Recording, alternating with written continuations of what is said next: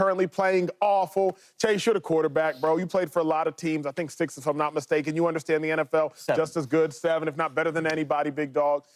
Should Browns players be upset that Deshaun is still starting? Absolutely.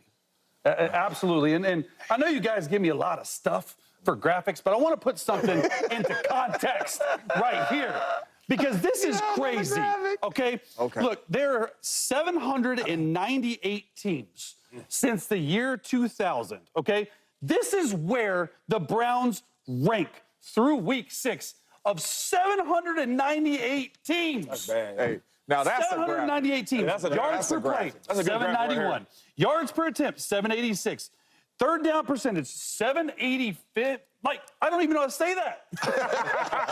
785th on third down conversion. Like, this is a graphic that says everything you need to know about how historically awful, not bad, awful the Browns offense has been.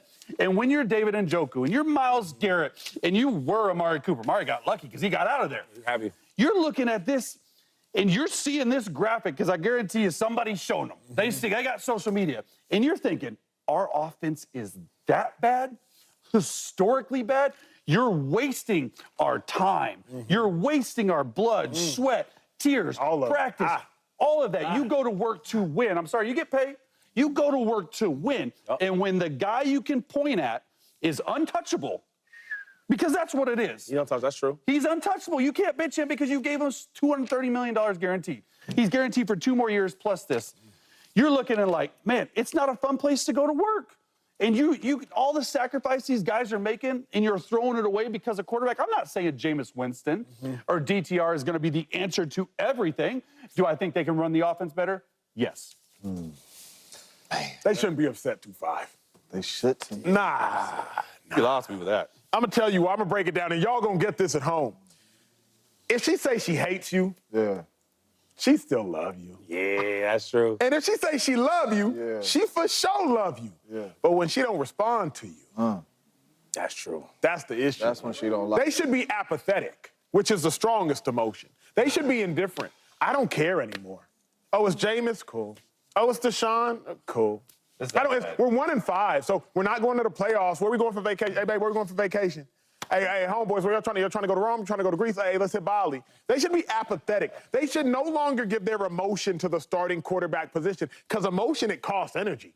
Don't even give your emotion to the situation. Like, they should be completely indifferent. If somebody say they hate you, they still love you. They just expressing it a different way because they still care about you. They shouldn't even care.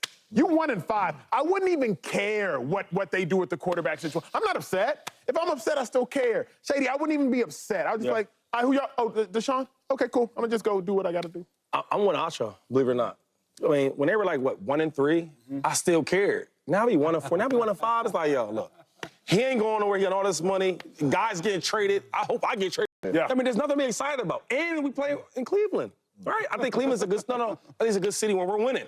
Right? I used to go down there when the Cavs were winning basketball games. It was nice. It was an event. It was a vibe. Now they're terrible. There's no vibe. There's no nothing there. So when you talk about like being happy on the team, it's like, hey, man, hey, kiss the baby goodbye, go to work. I come right back, get on the game, hang out. It's over. You know, I mean, I feel what y'all saying. It's just tough for me to sit here in this locker room as I'm getting myself taped up.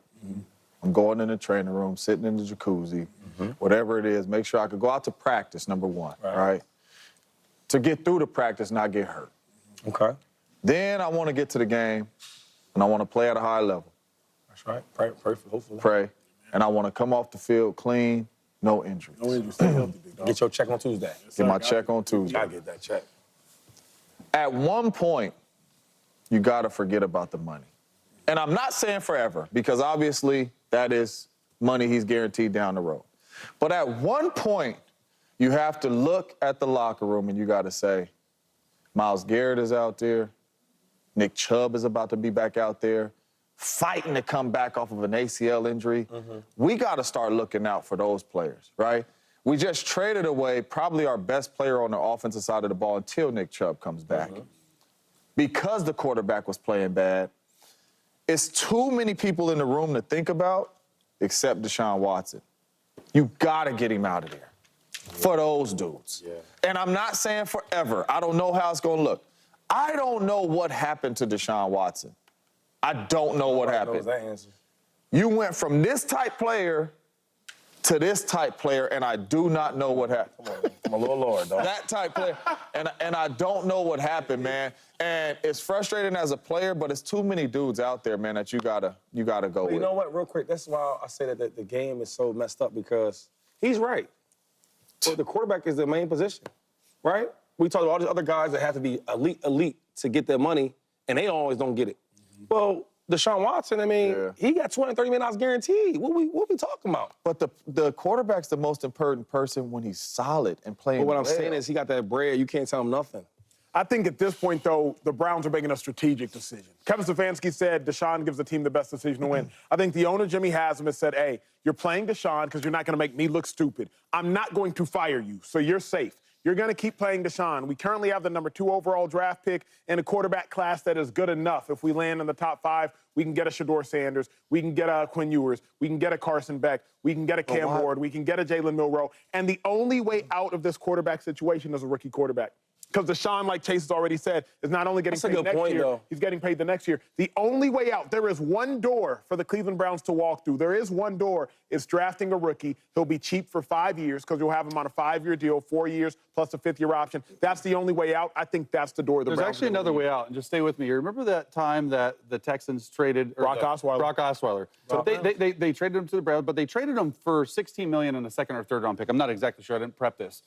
They pretty much, what they did is they laundered Brock Osweiler. Correct. Brock Osweiler never played a down for the Cleveland Browns. Is there any way in scenario that another team would be like, hey, take on $30 million for a 1st-round pick? So we've had and they would buy a 1st-round pick that's and never play Deshaun Watson. It would help the Cleveland Browns with their cap hit. Mike Sando from The Athletic and I had a conversation about it. And I said, that's actually true. Or $40 million for 2 second-round picks. Question, though. So how does it help the other group? So here's clarifying it. Chase clarifying it a little bit. Yeah. So what the Texans did, they traded Brock Osweiler and a 2nd-round pick. Okay. Essentially, y'all getting Brock for free. Right. We really just giving you a 2nd-round pick. Okay. What it is the Browns could trade Deshaun Watson and a 1st-round pick for, say, a 7th-round pick. Okay. So essentially, just take this money, and Deshaun, and take a 1st-round pick. So they're getting the money off their books. Yes, they're buying a 1st-round pick or a 2nd-round pick, and that is worth a lot of money. So what's the difference? You're pretty much laundering Deshaun What's the Watson. difference between that and Jameis going in the game right now, though? Because the money's still going to, you're still, no, I'm saying, because you takes said. the cap hit completely but off. what I'm saying, I'm going back to his point. You said draft a young quarterback. Gotcha. Deshaun Watson is still going to be making that guaranteed money. So why put a young quarterback in there and not put Jameis Winston in there because you're still paying him the bread? I think even if you draft this young quarterback, you don't have to start him right away. But there's still the prompt. You got to have hope. Yeah. But what I'm saying is Deshaun Watson is not playing good right now. Correct. Somebody else should be in there. So if you draft this young quarterback, the young quarterback should go in there right now. Now you still bench him. Because if you're Jimmy Haslam and you committed $230 million, you can't look that dumb. We know Stefanski's being forced to do it because he's too brilliant an offensive coach to think. What are we? And he's one with less. What are we talking about in this locker room right now? They got to win. Who are we talking about? Who are we talking about? They already looking dumb. The more he goes out there, he's not playing well. So the more he goes out there, people are going to keep saying, man, it's a waste of money. Deshaun Watson is the worst contract in NFL. Those are the talks right now. And the more he keeps going out there, it's not getting better. We was walking out in the hallway yesterday, and you said, man, you ever got a check and the money spent? Yeah. The money spent. Yeah, that's money spent. The money spent, so that don't mean I changed the way you live your life. The money spent, bro. Now I still got to do what's best for me. But it's an investment. So like you hope, and like the investment looks terrible right now. But hopefully. you praying, hope this thing turns San around. Francisco 49ers and John Lynch and Kyle Shanahan did when they drafted Trey Lance and they mortgaged the entire franchise. Multiple picks given up for Trey Lance. After a year or two, they said, they ain't working, trade, bye. We're rolling Mr. Irrelevant. It's different. But it's not this. But it's different. I get it. Yeah, but that's a lot. You're admitting your mistake. Yeah. And you're moving on right away, and no one even talks about it anymore. But if they could, they're going to continue to talk about it. But I think they could, it would, right? But you get my $230 million guaranteed. Like it's the first time it's been done at that number. I got it. Right? So it's like their hands are tied. But still, though, man, I see the Broncos walk away from, I know it's just 1 year, but walk away for $45 million guaranteed for a year for Russ. And Russ didn't look like this. They walking away from 172.9. You ain't want to hear that. Hey, real quick. Hey, Alpha, real nice. Yo, just talk to me. Don't gotta touch my, you know what I mean? Hey. You know what this is right now, dog? You know what this is? Hey, let me turn the music on, y'all. We got to get back to the game. Hey, when we return, we're going to Dallas for a meeting because they got a lot of question marks right now. But what's the answer? What should their next